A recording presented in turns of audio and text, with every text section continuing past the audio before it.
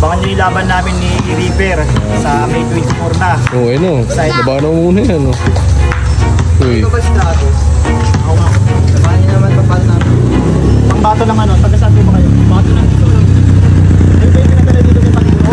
Oo, talaga yun. Uubusin namin yung chakra mo ngayon. Kita namin yung mga galawang mo sa Facebook. Ano yun? Mga bata lang kaya mo. Tumesting ka. Sa mga matatang. Tumesting mo. Respeto nga. Ano pa yan? Sa mga Tagalusin ha? Ano? Medyo nabigla ako sa mga sinabi nila, kaya dito napa-speechless na lang tayo. Pero sige, pagbibigyan ko kayo. At para hindi sayang yung punta nyo dito, meron kayong jersey galing sa DLMT. Kaya yung minis niya na yung bola dito, sa atin napunta. At sa unang possession natin, tama nga yung sinabi nila, hihigpitan niya tayo sa depensa. Medyo naninibago ako sa mga pagkakataon na to. At sa unang possession ng kalaban, napakalupit niyang gumamit ng switching direction. Maganda yung mga pivot na ginagawa niya dito, kaso lang nakataas kamay lang ako at yun, hindi naman pumasok. At sa pangalawang possession natin mala Reaper style yung ginagawa niya dito. Sobrang higpit ng depensa, tapos kapag aatake ka pa ay tatapikan ka ng napakalakas na tapik. Tapos kapag sasalaksak ka, nakalaylay pa yung kamay niya. Kahit maliit lang yung kalaban natin sobrang ganda ng stanza ng defense niya. Sobrang ganda rin ng timing ng pagkakatapik niya, kaya dito nawawala sa atin yung bola. No choice na ako dito, kaya tinira ko na lang. Basta ang technique lang muna na depensa na gagawin ko sa kanya ay papaalawin ko siya na tumira sa labas kaysa naman makasalaksak. Wala na akong ibang maisip na paraan, sobrang higpit ng depensa niya, kaya dito nag-quick release na lang ako at yun, pumasok. Ganda sana yung pagkakalusot ng bola niya dito, kaso lang ako, sinusundan ko lang ng patalikod na lakad, kaya nakakahabol ako dito sa sabayan at yun, hindi pumasok. At yung humingi nga siya ng foul sa mga pagkakataon na yun ay pinapalapit niya tayo para sa depensa. Diba, alam niya naman yung plano ko, hindi natin siya papasalaksakin. Kung talagang sobrang higpit niya sa depensa ay wala na tayong magagawa dito kundi lagi na lang mag-quick release. At eto na yung mga pagkakataon na susubukan niya na mag-escalabay sa atin. Basta ako, sumasabay lang sa agos ng tangay at dito nakakuha na siya ng space. Akala ko nga talaga mapapadali tayo ng scoring sa kanya. Tinatakpan-takpan niya na rin yung mata natin dito at yung kukuha ko ng mga peke,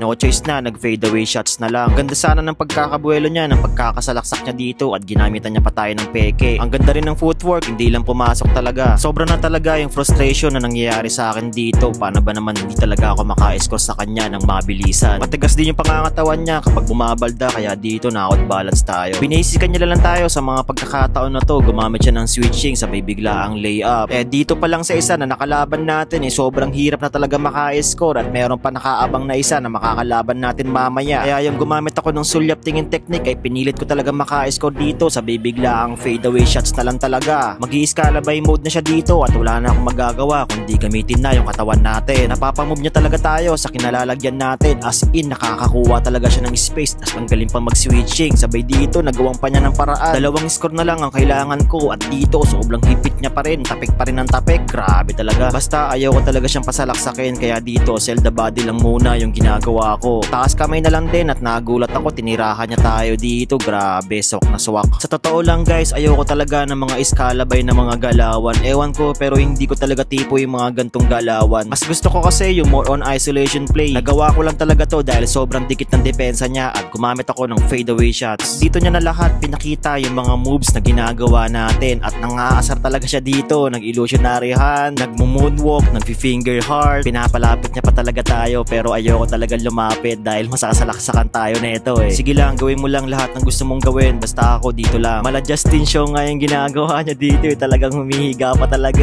Ang kaso lang, ang problema na ginawa niya ay diniribol niya uli yung bola Hindi naman kami freestyle battle More on legal play tayo, hindi tayo ganyan. Wala na talaga akong ibang magawa na paraan kundi quick release na lang talaga. Ganda sana ng ginawa niya dito, kaso lang nakasunod pa rin ako sa depensa na ginagawa natin at yun, tumira siya at hindi pumasok. So dito, naka-red alert na yung depensa niya sa gagawin nating quick release. Kaya gumagamit lang muna ako ng mga peke at yun, nakakuha tayo ng space at ayun, game ball. Sayang, tapos na sana yung laban. Pero buti nga kamo dito napa one stop over natin siya kahit papano. At eto na yung pagkakataon ko para sa last score. Please naman, ay nako, sobrang dikit talaga, sabay palo pa ng palo. Kaya sabi ko dito, bahala na. Yung pumalo nga siya dito doon na tayo nakakuha ng space talaga.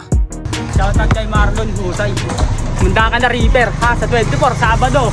Tandaan mo buwan to Medyas pa lang, panlaban na.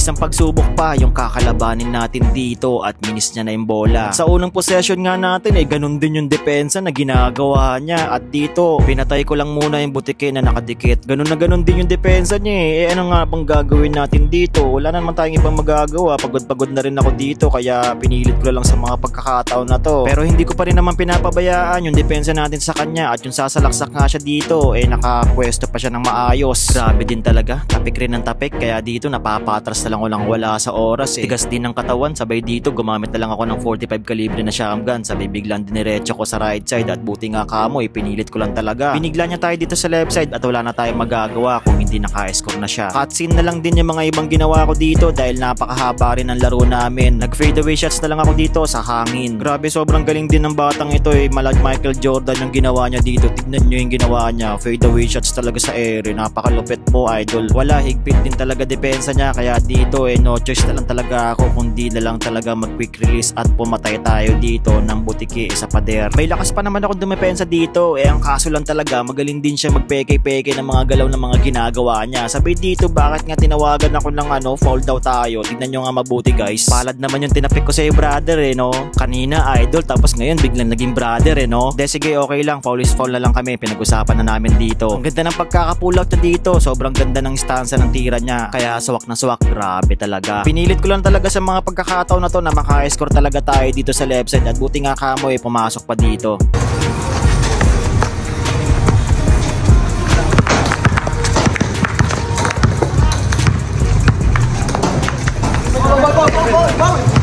Pinapitan mo ako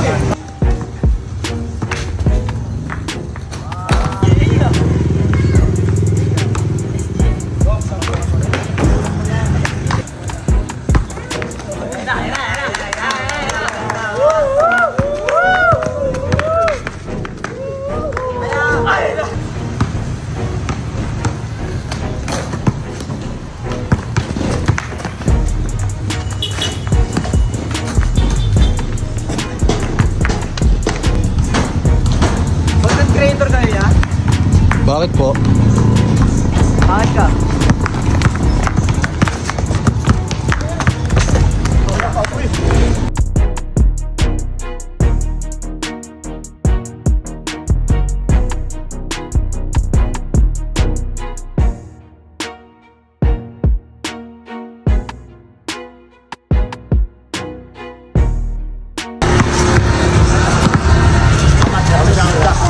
Shoutout. Shoutout nga po pala kay Stratus. Magaling. Okay, kita sa Sabado.